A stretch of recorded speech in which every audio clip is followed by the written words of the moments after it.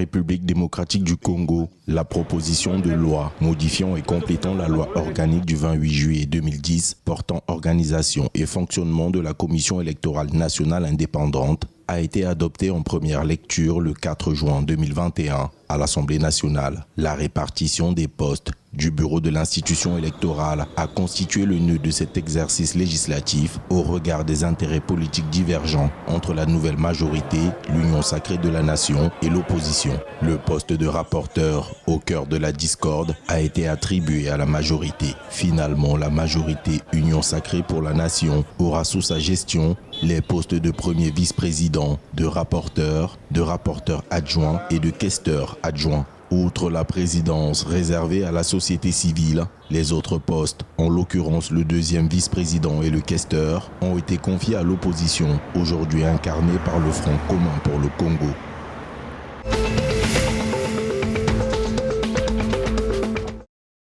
La commission de surveillance du marché financier de l'Afrique centrale, la COSUMAF, a de nouveau lancé l'alerte contre des sociétés promettant des rendements financiers allant de 100 à 500%. À la fin du mois de mai 2021, le président de la COSUMAF, Nagoum Yamassoum, a publié une note mettant en garde le public de la CEMAC contre la récurrence des activités de plusieurs acteurs qui proposent d'investir et de placer des fonds contre des promesses de rendement élevés sans disposer des agréments nécessaires ou proposent des tradings d'options sans y être autorisés. Toutes ces sociétés sont basées au Cameroun. Selon la COSUMAF, ces dernières procèdent à la collecte irrégulière des fonds auprès du public contre des titres de capital, des placements financiers et des biens divers.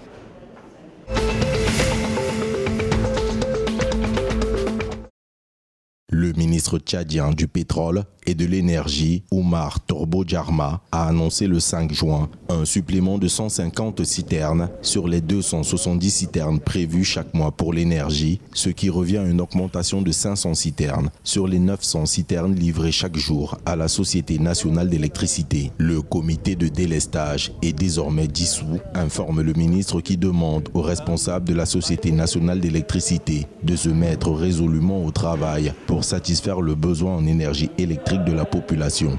Le ministre Oumar Torbo Djarma et ses collaborateurs ont visité le 5 juin 2021 le chantier de construction de la centrale électrique tricombustible de Djarmaya. Le projet d'Enali, en cours d'exécution, est entièrement financé par l'État tchadien. C'est une centrale de 35 MW qui permettra de renforcer la capacité de production et de distribution de la Société nationale d'électricité. Le chantier devrait être achevé d'ici décembre 2021.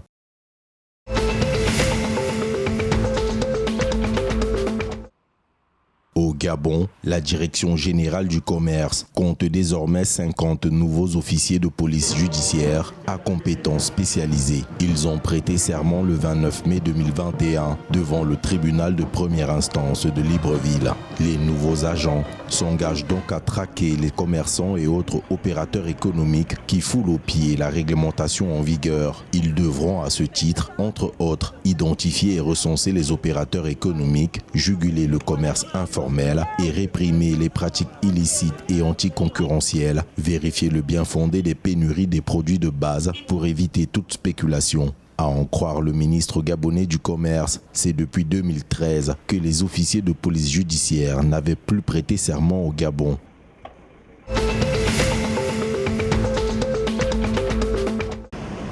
En République du Congo, au total 4 projets locaux intervenant dans la gouvernance forestière, de la promotion des droits des communautés riveraines et autochtones ont bénéficié du financement d'environ 2 milliards de francs CFA octroyés par l'Union européenne pour les 3 prochaines années. Les initiateurs des 4 projets sont des organisations de la société civile locale qui exercent dans les zones forestières auprès des communautés dépendantes des ressources naturelles.